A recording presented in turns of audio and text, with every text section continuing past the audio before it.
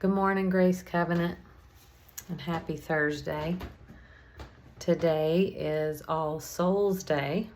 Yesterday was All Saints Day, and the day before that was All Hallows Eve. These are connected days that for centuries and centuries, some for almost 2,000 years, have been a time when humans remembered, when humans slowed down and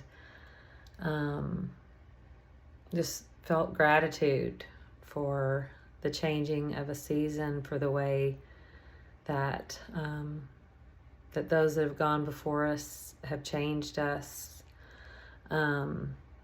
Traditionally, back in the, 5th century or so, All Saints Day was the day that the church, the Catholic Church, celebrated those who were saints, those who had been venerated as saints. In the Reformation, that shifted for Protestants, that we don't really, at least in the Presbyterian Church, don't really believe in canonization of certain people, but we believe all are the saints. All people are saints.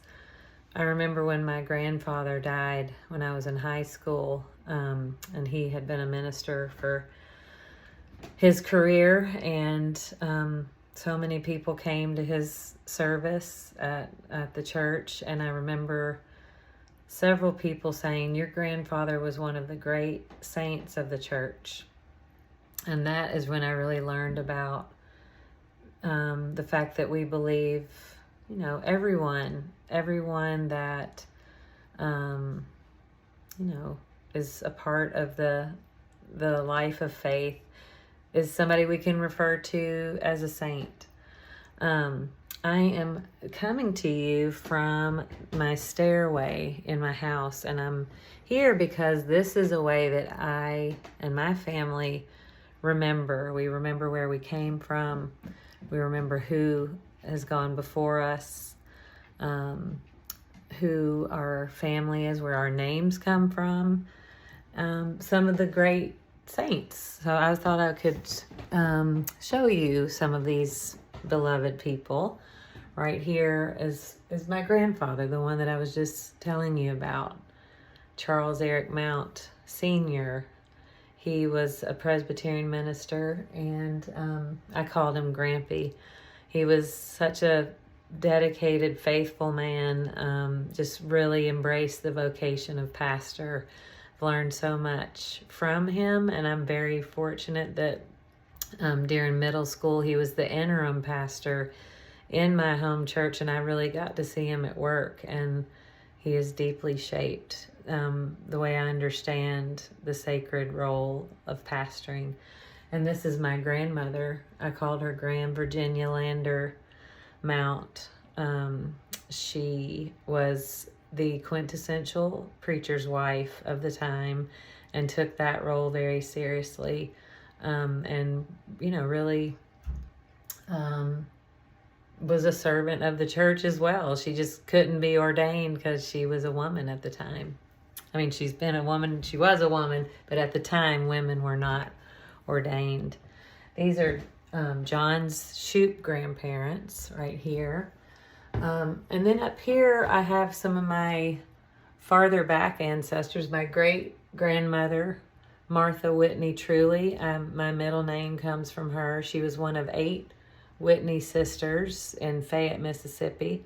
And she married Jeff Truly, who was a lawyer. And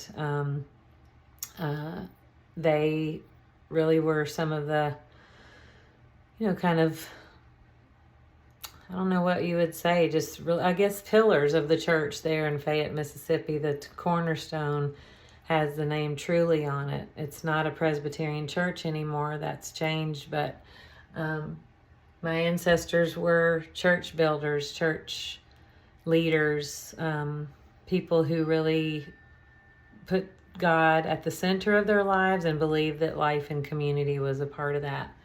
And this is my grandmother and my great aunt, Thelma Truly, and then she would become Thelma Truly Brown, and Marjorie Truly Smith. Over here is my grandfather on my mom's side. This is my mom's dad, Sidney Ellis Brown. He too was a church elder, also a carpenter, a contractor, and a pig farmer.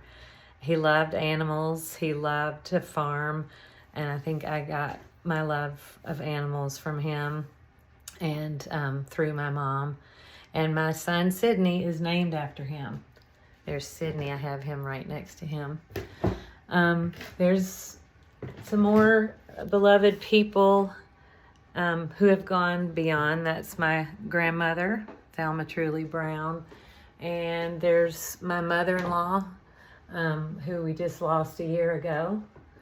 And there's my mom. I don't know if you can see who we lost in February of 2022. So every day, I kind of, walk down these steps and remember. I remember where I came from, who I came from. And these folks taught me a lot about who I am and also a lot about who I am not.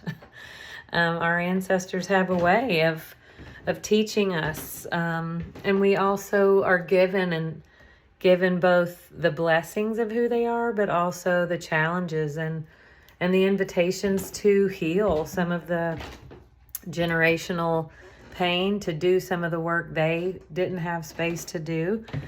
And that's kind of where we are as a church this year. We're remembering together this Sunday all the saints, the great saints of the church. We'll be naming those who are members of GCPC who've died in the last year. We'll be lighting a candle for them. But remember, you can remember anybody this Sunday. You can send a picture to Micah.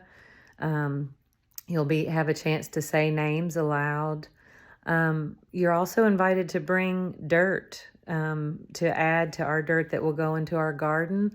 That is a tradition, putting dirt on the grave, the idea that we come from the earth and we return to the earth.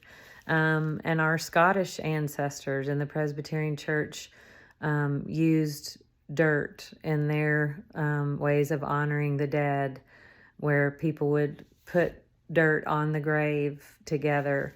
And so we invite you to just find your way of remembering, because remembering is so important. It's a sacred task. It's a spiritual task. It is a way that we learn. It's a way that we grow. It's a way that we accept ourselves. And it's a way that we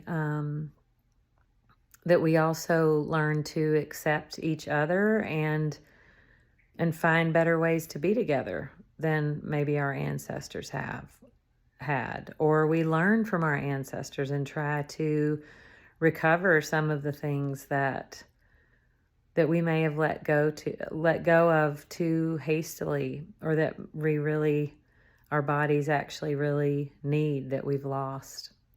So I look forward to worshiping with you on Sunday. And in the meantime, I pray, gentle moments, blessed moments of remembering.